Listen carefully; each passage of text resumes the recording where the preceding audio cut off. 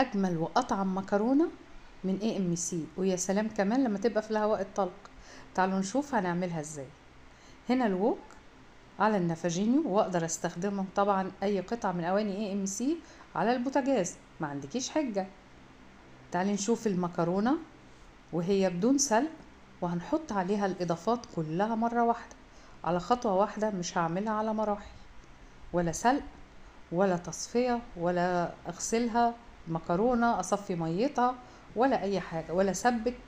كل ده عندي هيبقى نوع من تعقيد الاكلة احنا مش عايزينه.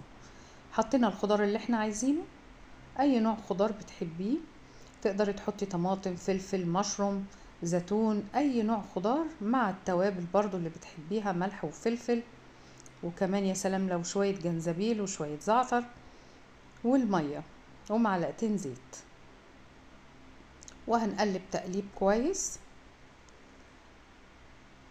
نخلط المكونات ببعض. شايفين السهولة؟ ولا اسهل من كده. ونغطي. طبعا هنركب الاوديو ثيرم. الاوديو ثيرم المنبه الصوتي بتاعنا اللي بيظبط الوقت مع درجة الحرارة، وبيقدر يديني تحكم دقيق في درجة الحرارة بيتعرض ليها الاكل.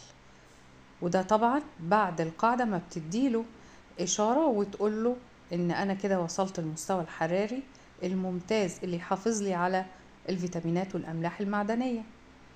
وهنا طبعا انا بشتغل على جهاز النافجينيو، لكن اقدر استخدم على البوتاجاز بتاعي عادي جدا، وهستخدم خاصية الاوتوماتيك.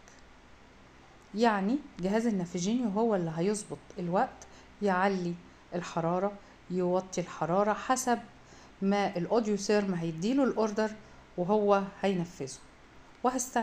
استمتع بالطبيعة.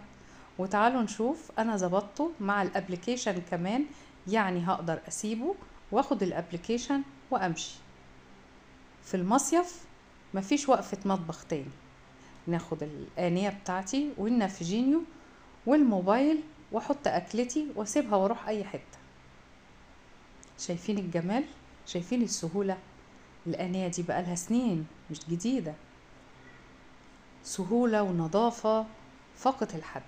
شايفين بعد ما خلصنا الوقت؟ شايفين المكرونة طالعة كأني بالظبط كنت مسبكاها وعاملة مجهود فيها قوي. طلعت تحفة، مفلفلة زي ما شايفينها، مش معجنة، حمرة، وكمان الطماطم والخضار بيطلع لونهم ناصع. وبالهنا والشفا، وبجد بجد بحبك يا AMC.